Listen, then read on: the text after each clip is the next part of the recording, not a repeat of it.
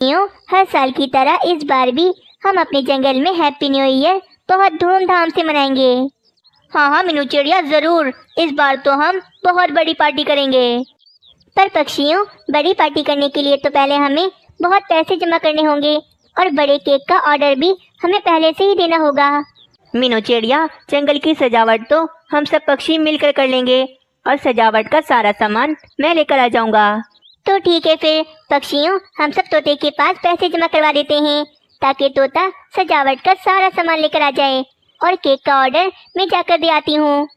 थोड़ी देर के बाद सब पक्षी अपने अपने पैसे लाकर तोते के पास जमा करवा देते हैं। लाओ तोते, मुझे भी पैसे दे दो ताकि मैं बड़े केक का उल्लू सेठ को ऑर्डर देकर आ जाऊँ। ये लो मीनू चिड़िया पैसे, और हाँ, केक बड़ा बनवाना ताकि सब पक्षियों को पूरा हो जाए। हाँ हाँ तोते, इस चीज की तो तुम बिल्कुल चिंता ही मत करो, केक मैं बड़ा ही बनवाऊंगी। फिर मीनू चिड़िया बड़े केक का ऑर्डर देने उल्लू सेठ की दुकान पर चली जाती है और तोता भी सजावट का सारा सामान लेने चला जाता है। उल्लू सेठ, इस बार की हैप्पी न्यू ईयर पार्टी के लिए मुझे आपसे एक बहुत बड़ा और बहुत सुंदर सा केक बनवाना है। ठीक है मीनू चिड़िया, हर बार की तरह इस बार भी मैं बड़ा केक बना दूंगा और लेकर भी आ जाऊंगा।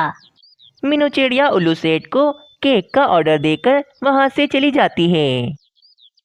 पर ये सारी बातें बाजू चील का पति बबलू चील भी सुन रहा था। इसका मतलब इस बार भी ये पक्षी अपने जंगल में हैप्पी न्यू ईयर की पार्टी बहुत धूमधाम से मनाएंगे। ये बात तो मुझे बाजू चील को बतानी ही होगी। फिर बबलू चील ये बात बताने बाजू चील के पास चला जाता है और अपने घोंसले में आकर वे बाजू चील को सारी बात बताता है। इसका मतलब कि इस बार भी वे पक्षी बहुत धूमधाम से न्यू ईयर की पार्टी करेंगे। मम्मा, वे पक्षी तो न्यू ईयर की पार्टी मना रहे हैं और हम यहाँ भूखे पेट ऐसे ही बैठे रहेंगे। काश कि मम्मा मैं चिड़िया होता तो पक्षियों के साथ मिलकर मैं न्यू ईयर की पार्टी मनाता। मेरे बेटे, तुम उदास मत हो, ऐसा कुछ नहीं होगा। इस बार न्यू ईयर की पार्टी वे पक्षी नहीं बल्कि हम चीलें मनाएंगी। परंतु बाजू चील, पक्षियों के मांस के बिना हमारी पार्टी कैसे होगी? हाँ मम्मा, अगर पार्टी में पक्षियों का मांस खाने को ही नहीं मिलेगा तो पार्टी किस काम की फिर। हाँ, तुम दोनों ठीक कह रहे हो। अगर हम न्यू ईयर की पार्टी में पक्षियों का मांस ही न खाएं तो हमारा पूरा साल बेकार जाएगा। इसीलिए मांस तो हम जरूर खाएंगे। मेरे पास एक बहुत बढ़िया उपाय है जिससे वे पक्षी नहीं बल्कि हम चीलें न्यू ईयर की पार्टी मनाएंगी। फिर बाजू चील अपने पति और अपने बेटे को अपना शातिर उपाय बताने लगती है। उपाय के मुताबिक बाजू चील और उसका पति उल्लू सेठ की दुकान पर जाते हैं। दोस्तों, क्या आप सब ने इस कहानी को अभी तक लाइक नहीं किया तो जल्दी से कर लें, क्योंकि ये कहानी आगे और भी इंटरेस्टिंग होने वाली है। अरे बाजू चील, क्या तुम्हें भी न्यू ईयर की पार्टी के लिए मुझसे केक बनवाना है? नहीं नहीं, हम चीलों की न्यू ईयर पार्टी में केक नहीं बल्कि पक्षियों का मांस होता है। अरे पर मेरे पास पक्षियों का मांस नहीं होता। उसके लिए तो आप दोनों को पक्षियों के जंगल में जाकर उनका शिकार करना होगा। अरे उल्लू, ये सब छोड़ो, ये लो पैसे। ये सारे पैसे तुम्हारे ही हैं। अरे इतने सारे पैसे? अरे भाई, इतने सारे पैसे तुम दोनों मुझे क्यों दे रहे हो? देखो उल्लू, मेरी बात गौर से सुनो। मीनू चिड़िया ने जो केक का ऑर्डर तुम्हें दिया है, उस बड़े से केक में तुम्हें बेहोशी की दवा मिलानी होगी ताकि वे केक खाकर वे सारे पक्षी बेहोश हो जाएं और फिर हम आसानी से उन सारे पक्षियों को पकड़ लें। ये लो बेहोशी की दवा, इसे बिल्कुल जाया मत करना। बड़ी मुश्किलों से मिलती है ये। सारी दवा पक्षियों के केक में मिला देना। और हाँ, जरा सी भी गड़बड़ मत करना। अगर जरा सी भी गड़बड़ हुई तो उन पक्षियों की जगह हम तुम्हें खा जाएंगे। इतना कहकर वे बाजू चील और उसका पति वापस चले जाते हैं। अरे भला मैं क्यों चालाकी करूँगा, क्योंकि मुझे तो इतने सारे पैसे जो मिल गए हैं। अगली सुबह होते ही सारे पक्षी मिलकर न्यू ईयर पार्टी की सजावट करना शुरू कर देते हैं। जल्दी जल्दी सजावट करो पक्षियों, रात से पहले पूरा जंगल सज जाना चाहिए। मैं तो पटाखे भी फोड़ूंगा, मुझे तो बहुत इंतजार है क्योंकि आज रात को बहुत मजा आने वाला है। वहीं दूसरी तरफ उल्लू सेठ पक्षियों का केक बनाकर पूरी तरह से तैयार कर देता है। बस उसमें बेहोशी की दवा मिलानी रह गई थी। चलो केक तो बन गया है, अब बस जल्दी से इसमें ये बेहोशी की दवाई मिलाता हूँ। उल्लू सेठ उस केक में बेहोशी की दवाई मिलाने जा ही रहा था कि तभी कहीं से एक चूहा वहां पर आ जाता है। डर के मारे उल्लू सेठ तो वे बोतल ही छोड़ देता है। वे बोतल नीचे गिर जाती है, जिस वजह से वे सारी दवाई भी जाया हो जाती है। अरे अरे ये क्या हो गया, सारी दवाई ही जाया हो गई। अब क्या मिलाऊंगा मैं केक में? अरे बाप रे, बाजू चील तो कह रही थी कि ये दवाई बहुत मुश्किलों से मिली है उसे। अब क्या करूं मैं? अगर ये बात मैंने उसे बताई तो ना जाने वे मेरे साथ क्या करेगी। बेहोशी की दवा जाया हो जाने की वजह से उल्लू सेठ तो अब बहुत ज़्यादा परेशान हो जाता है। फिर रात हो जाती है। पक्षियों ने मिलकर न्यू ईयर पार्टी की सारी सजावट कर ली थी और अब जंगल लाइटों से चमक रहा था। बहुत बढ़िया, बहुत ही बढ़िया पक्षियों, क्या सजावट की है, कितना सुंदर लग रहा है जंगल। हाँ मिट्टू महाराज, सजावट तो बहुत अच्छी हो गई। बस अब थोड़ी ही देर में उल्लू सेठ भी केक लेकर आते ही होंगे। सारे पक्षियों को बस केक आने का इंतजार होता है। अब वे इंतजार भी खत्म हो जाता है और उल्लू सेठ एक बड़ा सा केक बनाकर वहां पर आ जाते हैं। अरे वाह, केक आ गया। पक्षियों बस थोड़ी सी देर और, थोड़ी देर में 12 बजने वाले हैं।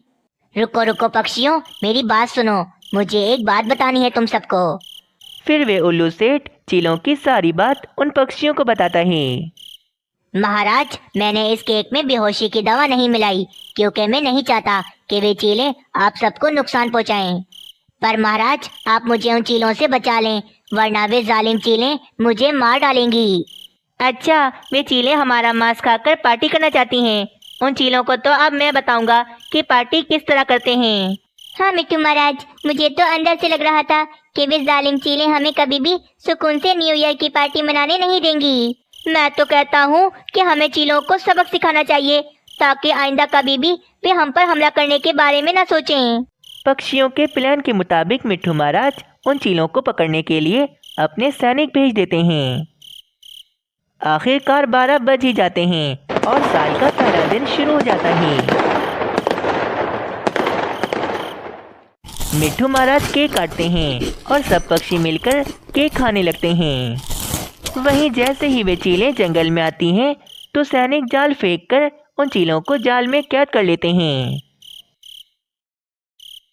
दोस्तों, आप सबको मेरी तरफ से न्यू ईयर की बहुत बहुत शुभकामनाएं और मैं आशा करती हूँ कि आने वाला नया साल आप सबके लिए बहुत ही अच्छा होगा। और हाँ दोस्तों, कमेंट में मुझे भी न्यू ईयर की बधाई ज़रूर दें। मुझे आपके कमेंट का बेसब्री से इंतज़ार रहेगा। या बेटी, मैं दाना लेने जा रही हूँ। जब तक मैं वापस आऊँ तुम पानी पीने भी ना जाना। ठीक है मम्मा, मैं कहीं नहीं जाऊँगी, आप बेफिक्र होकर जाएं। मैं अपने अंडे भाई का ख्याल रखूंगी। गुड़िया बेटी, अंडे से बहन भी तो हो सकती है। नहीं माँ, मैंने भगवान से प्रार्थना की थी, मुझे भाई दूज के लिए भाई चाहिए, तो आप देखना अंडे से भाई ही निकलेगा। अच्छा अच्छा ठीक है, अब मैं जाती हूँ। ऐसे समझाकर रानो चिड़िया भोजन की तलाश में चली जाती है। वो पिछले कई दिनों से भोजन का एक दाना तक नहीं ला पाई थी, इसलिए जल्दी जल्दी दाना ढूंढने की कोशिश कर रही थी। इस पूर्व के जंगल में तो कभी कुछ नहीं मिलता। मैं जल्दी से पश्चिम के जंगल जाती हूँ, शायद वहाँ जाते ही दाना मिल जाए। फिर रानो चिड़िया पश्चिम के जंगल जाती और चारों तरफ तेज नजर से दाना ढूंढती। तभी उसकी नजर बाजरे के खेत पर जाती। चलो अच्छा हुआ जो बाजरा मिल गया। अब जल्दी से बाजरा लेकर अपने घर जाती हूँ। गुड़िया कब से अकेले चिंता कर रही होगी। रानो चिड़िया वो बाजरे की बाल लेके जोर से उड़ रही थी कि तभी एक ऊंचे खजूर के पेड़ से टकरा जाती है और वहीं गिर के उसकी मौत हो जाती। मम्मा को गई शाम हो गई, मैं क्या करूं? अंडे को छोड़कर कहीं जा भी तो नहीं सकती। गुड़िया अपने दरवाजे पर बैठी थी, तभी उसे कालू गौरी दिखाई देते। गौरी आंटी जरा रुको, मेरी बात सुनो। हाँ गुड़िया बेटी बोलो, क्या बात है? आंटी जी, मेरी मम्मा सुबह की दाना लेने गई है, लेकिन अभी तक घर नहीं आई। क्या कहा गुड़िया? रानो अभी तक घर नहीं आई? बेटी तुम जरा घर में बैठो, मैं और कालू देख कर आते हैं। ऐसे बोलकर गौरी कालू कौवे के पास जाती और उसे सारी बात बताती। गौरी, आप थोड़ा भोजन लाके बच्चों को दे दे, मैं रानो को ढूंढ कर आता हूँ। ऐसे गौरी अपने घर भोजन लेने जाती और कालू कौवा रानो को ढूंढने जाता। तब रानो चिड़िया उसे मरी हुई मिल जाती। कालू सारी बात अपनी पत्नी को बताता। कालू, ये तो बहुत बुरा हुआ। मैं अभी अभी गुड़िया को भोजन देकर आई हूँ। चिड़िया के अंडे से बेटा निकला है। वो रो रहा था। गुड़िया बेचारी चुप कराने लगी है। गौरी, चलो मैं गुड़िया को समझा के आता हूँ, वो समझदार है। ऐसे कालू गौरी दोबारा से गुड़िया के पास जाते। गुड़िया बेटी मुबारक हो, आपको भाई हुआ। हाँ कालू अंकल, मेरा भाई देखो कितना सुंदर है। मैं इसका नाम कुकू रखूंगी। लेकिन पता नहीं मम्मा आज कहाँ रह गयी। बेटी, आपकी मम्मा दूर चली गई होंगी, तुम चिंता मत करो, वो कल परसों तक आ जाएंगी। ऐसे गुड़िया को समझाकर वो दोनों अपने घर चले जाते। गौरी घर जाते ही गुड़िया के बारे में बातचीत करती। कालू, हमारे 2 बेटे हैं, कोई बेटी नहीं, तो क्यों ना हम गुड़िया को गोद ले लें, कितनी प्यारी बच्ची है। लेकिन गौरी, फिर उस छोटे बच्चे का क्या होगा जो अभी अंडे से निकला है? कालू, उसे भी कोई ना कोई ले ही लेगा। मैं सुबह ही गुड़िया से बात करूंगी। ऐसे विचार कर वो दोनों सो जाते हैं। गुड़िया अपने छोटे भाई से देर रात तक बातें करती, उसे खूब लाड प्यार करती। सुबह होते ही कालू गौरी गुड़िया के पास आते और उसे रानों के मरने की खबर देते। गुड़िया तो खूब रोती। तभी गौरी उसे गोद लेने की बात करती। गौरी आंटी, आप प्लीज हम दोनों को गोद ले ले, मेरा भाई बहुत छोटा है। नहीं गुड़िया बेटी, हमें सिर्फ आपकी जरूरत है, हमारे पहले ही 2 बेटे हैं, आप तो जानती हो। गुड़िया बेटी, आप कुकू की बिल्कुल चिंता ना करें, उसे भी कोई ना कोई ले ही लेगा। नहीं कालू अंकल, मैं अपने भाई के साथ रहूंगी, मैं उसका ख्याल रखूंगी। अब मैं इतनी भी छोटी नहीं हूँ कि अपने भाई का ध्यान न रख सकूं। मैं उससे अलग नहीं होंगी, मम्मा मुझसे कह कर गई थी। गुड़िया ऐसे बोल के अपने घर में चली जाती और दरवाजा बंद कर लेती। दीदी, आप बाहर किससे बातें कर रही थी? मुझे भूख लगी है। कुकू भाई, मैं आपके लिए भोजन लेने जा रही हूँ, आप किसी के लिए भी दरवाजा न खोलना और बिल्कुल भी चिंता न करना, मैं बस 5 मिनट में आ जाऊंगी। ऐसे गुड़िया दरवाजा बंद करके भोजन की तलाश में चली जाती और जल्द ही उसे एक सेब मिल जाता है। वो उसे ही लेकर घर आती। कुकू तो उसे जल्दी जल्दी खा जाता है।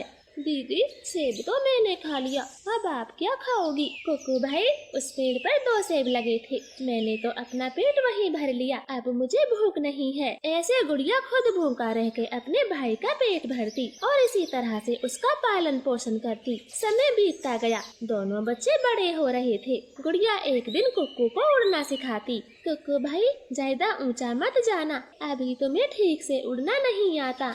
दीदी, आप खामे खा डर रही हो, मुझे आपसे भी ऊंचा उड़ना आ गया, रुको अभी दिखाता हूँ। ऐसे कुकू पहाड़ी से छलांग लगाता और खूब ऊंचा उड़ता। गुड़िया की आंखों में तो आंसू आ गए थे। मेरा भाई कितना ऊंचा उड़ता है, मम्मा से भी तेज और मुझसे भी तेज। ऐसे समय बीतता गया। अब दोनों भाई बहन बड़े हो गए थे। गुड़िया ने अपनी शादी ना करके बड़ी धूमधाम से कुकू की शादी करवाई थी। गुड़िया बेटी, तुम बड़ी थी, पहले अपनी शादी के बारे में सोचना था, कुकू की तो बाद में भी हो जाती।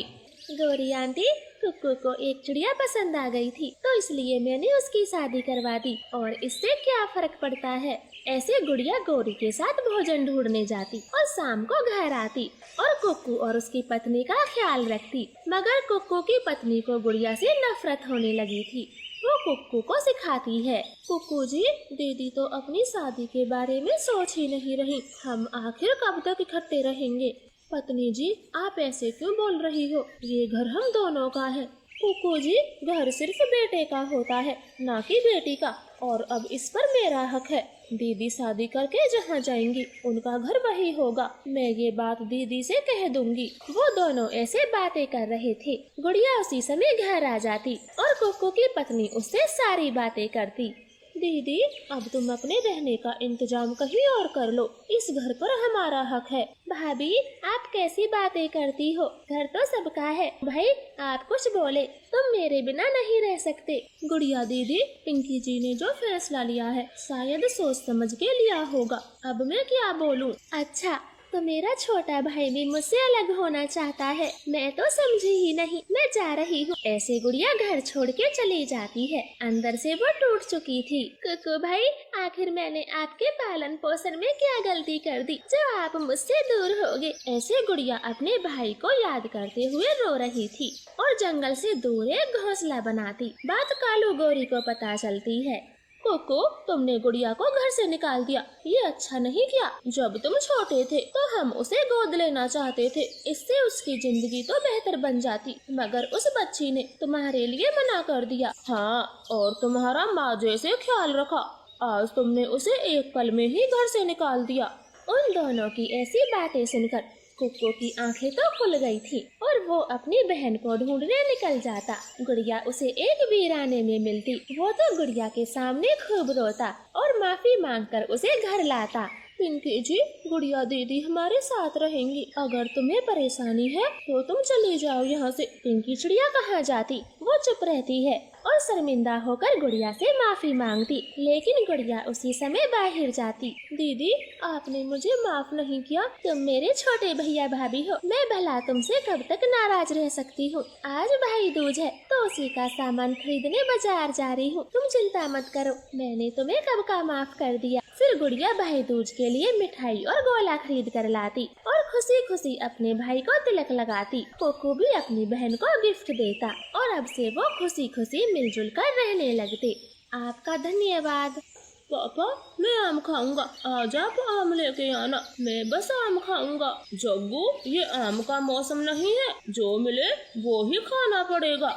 नहीं खाऊंगा, नहीं खाऊंगा, मैं तो बस आम ही खाऊंगा, वरना भूखा मर जाऊंगा। तो मर जाओ, नहीं मिलेंगे आम, पागलों जैसी जिद करता है। जग्गू कौवा रोने लगता है। खबरदार कालू, जो मेरे बेटे को रुलाया तो मुझसे बुरा कोई नहीं होगा। ना रुलाऊं तो क्या करूं, आम कहीं रखे हैं जो लाके दे दूं।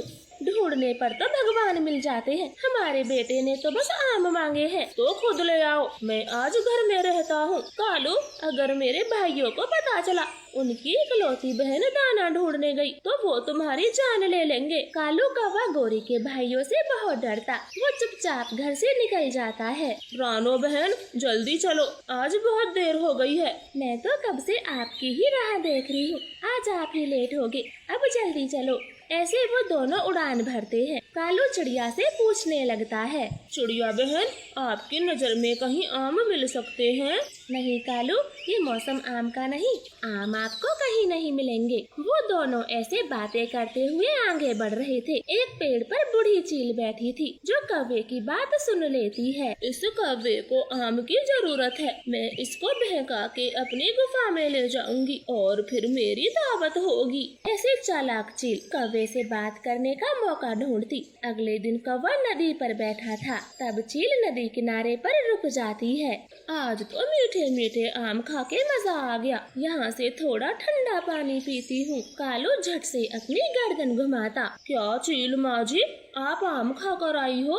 हाँ कौवे बेटा, आम में सच में खाकर आई हूँ। बूढ़ी चील जी, आपको आम का पेड़ कहाँ मिला, मुझे जल्दी बताओ। हमारे जंगल में तो नहीं है, लेकिन मेरे फूफे के जंगल में ढेर सारे आम के पेड़ हैं। माँ जी, आपके फूफा कौन से जंगल रहते हैं, मैं वहीं से आम ले आऊंगा। वो जंगल तो बहुत दूर है, अगर तुम्हें आम खाने हैं तो मुझसे ले लो। वो आज मेरा फूफा टोकरी भर के आम दे के गया, बूढ़ी हूँ ना, मैं सारे नहीं खा पाऊंगी। चील माँ जी, आप मुझे बस एक आम दे देना, मेरा बेटा बहुत जिद कर रहा है। एक से क्या होगा, तू 2-3 आम ले ले।